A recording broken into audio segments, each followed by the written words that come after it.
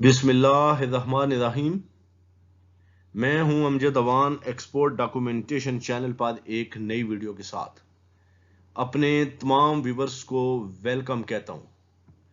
आज का हमारा टॉपिक है कैंसिलेशन ऑफ एलसी या लेटर ऑफ क्रेडिट, और इसे डीएलसी या डॉक्यूमेंट्री लेटर ऑफ क्रेडिट भी कहा जाता है।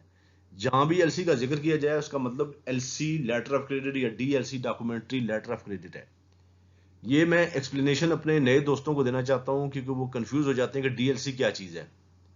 तो आज हम इस वीडियो में डिस्कस करेंगे कि एलसी को कैसे कैंसिल किया जाए। अगर आप इंपोर्टर हैं या एक्सपोर्टर तो आपकी नॉलेज में होना चाहिए कि एलसी को कैंसिल कैसे किया जा सकता है। अगर एलसी आपने ओपन कर दिया है, आपने आज इंपोर्टर हैं, आप उसको कैसे कैंसिल करेंगे। अगर आप एक्सपोर्टर हैं और आपका क्लाइंट एलसी को कैंसिल करना चाहता है तो उसको आपने कैसे कैंसिल करना है। और वीडियो को स्टार्ट करने से पहले अपने दोस्तों से गुजारिश है कि अगर आप मेरे चैनल पर नए हैं या आपने अभी तक मेरे चैनल को सब्सक्राइब नहीं किया तो उसे सब्सक्राइब कर दें और उसके साथ बेल आइकन को जरूर क्लिक करें ताकि हर नई वीडियो का नोटिफिकेशन आपके पास पहुंच सके। आप वीडियो को स्टार्ट करते हैं। ये दो तरह की एलसी होती है। एक होती है revocable LC letter of credit, जिससे काबिल तनसीख एलसी कहा जाता है। रिवोकेबल काबिल तनसीख, जिसे किसी वक्त भी कैंसिल किया जा सकता है। और दूसरी होती है इर्रिवोकेबल एलसी लेटर ऑफ क्रेडिट, जो नाकाबिले तनसीख एलसी होती है, जिसे मनसूख नहीं किया जा सकता, कैंसिल नहीं किया जा सकता। अब ये दो इसकी जो फॉर्म्स हैं ये मैंने आपके सामने रखी हैं। और जो नंबर 1 है रिवोकेबल एलसी, इसके ऊपर कोई भी पार्टी काम नहीं करती। मैंने कभी नहीं देखा किसी को रिवोकेबल एलसी के ऊपर काम करते हुए। यूजली काम इर्रिवोकेबल एलसी के ऊपर होता है, जिसे नाकाबिले तनसीख कहा जाता है। जब ये एलसी नाकाबिले तनसीख है तो उसका ये मतलब हरगिज नहीं कि इसको कभी भी कैंसिल नहीं किया जा सकता। इसको कैंसिल किया जा सकता है, लेकिन इसकी भी कुछ टर्म्स एंड कंडीशंस हैं, इसका एक प्रोसीजर है, उसके तहत कैंसिल किया जा सकता है। लेकिन जो नंबर 1 पे रिवोकेबल एलसी है उसको एलसी ओपनर या इंपोर्टर जब चाहे कैंसिल कर सकता है।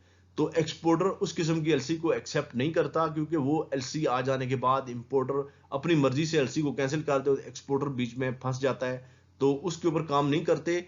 लोग इर्रिवोकेबल एलसी के ऊपर कैंसिल काम करते हैं, जिससे इंपोर्टर जब चाहे कैंसिल नहीं कर सकता। इसका एक प्रोसीजर, एक तरीकाकार है जो मैं आपके सामने रखता हूं। इर्रिवोकेबल एलसी को जब कैंसिल करने का इरादा हो इंपोर्टर का, तो इंपोर्टर पहले एक्सपोर्टर से कांटेक्ट करेगा कि भाई ये मैंने एलसी कैंसिल करनी है। अब अगर एक्सपोर्टर भी इस चीज पर एग्री हो, वो रजामंद हो कि हम इसको कैंसिल कर देते हैं, तो ही ये कैंसिल हो सकती है। और इसका प्रोसीजर मैं आपके सामने रखता हूं कि प्रोसीजर क्या है इसका। अगर एक्सपोर्टर इस पे एग्री नहीं है और इसको कैंसिल नहीं करना चाहता, तो फिर इंपोर्टर तन तना अपनी मर्जी से इस एलसी को कैंसिल नहीं कर सकता।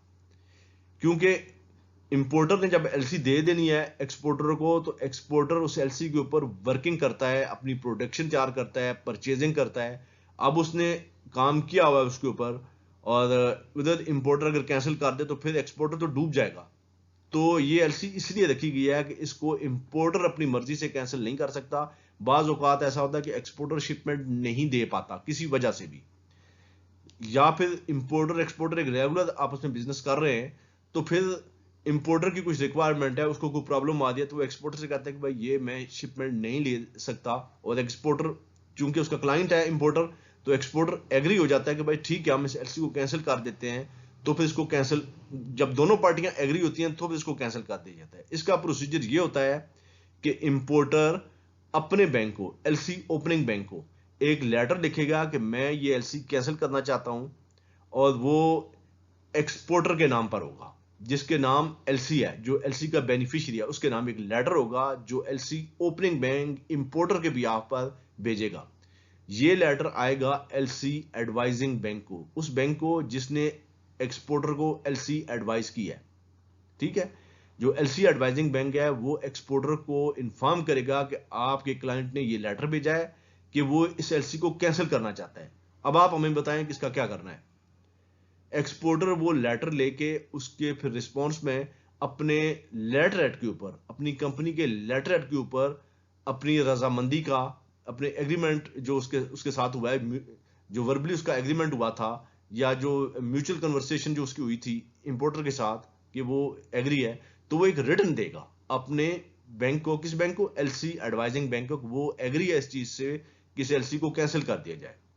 जब वो रिटर्न देता है अपनी कंपनी के लेटर के ऊपर अपने साइन करता है और एलसी एडवाइजिंग बैंक के पास जब ये लेटर जाता है तो फिर LC advising bank LC opening bank को जो उसका लेटर आया था उसके रिस्पॉन्स में ये फीडबैक देता है कि ये एक्सपोर्टर ने मेरे पास कंफर्मेशन दे दी है, वो एग्री है इस चीज से कि इस एलसी को कैंसिल कर दिया जाए। तो जब उसकी तरफ से कंफर्मेशन जाती है एलसी ओपनिंग बैंक को तो फिर वो एलसी कैंसिल कर दी जाती है। ये इसका प्रोसीजर होता है। और इसमें जो इंपोर्टर होता है बाज औकात हैंग हो जाता है लंबे टाइम के लिए क्योंकि उसकी पेमेंट फंसी होती है। अब जैसे एक शिपमेंट है, उसकी डेट है 30 अप्रैल उसकी लास्ट डेट है।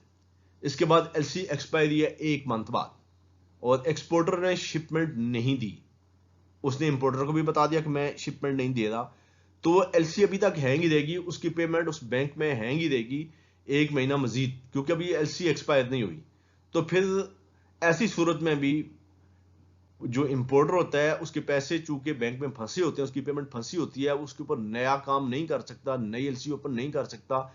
ऐसी सूरत में भी वो अपने बैंक को लिखेगा कि अपने बैंक के थ्रू एक्सपोर्टर को कि भाई उसने ये एलसी कैंसिल करनी है, तो फिर एक्सपोर्टर अपनी रजामंदी का इजहार करेगा कि मैं इस पे एग्री हूं, तो फिर ये एलसी कैंसिल कर दी जाती है इस सूरत में भी। और अगर शिपमेंट होने से पहले, शिपमेंट की डेट आने से पहले भी दोनों पार्टियां एग्री हो जाती हैं तो फिर ये एलसी कैंसिल कर दी जाती है, अदरवाइज ये एलसी कैंसिल नहीं होती। तो आप लोगों से गुजारिश है जो नए एक्सपोर्टर हैं, जो नए स्टूडेंट्स आती हैं, आप हमेशा ये 2 नंबर पे जो लिखी हुई है इररिवोकेबल एलसी, इसी पे काम करें, ऊपर वाली एलसी को कभी भी एक्सेप्ट ना करें। उम्मीद है इस चीजें आपके समझ में आ गई होंगी। फिर भी कोई चीज रह गई हो तो आप पूछ सकते हैं। वीडियो अच्छी लगे तो उसे लाइक करें और अपने दोस्तों से शेयर करें। मिलते हैं अपने नेक्स्ट ट्यूटोरियल में किसी और टॉपिक के साथ। अपना बहुत सा ख्याल रखिएगा। अल्लाह हाफिज।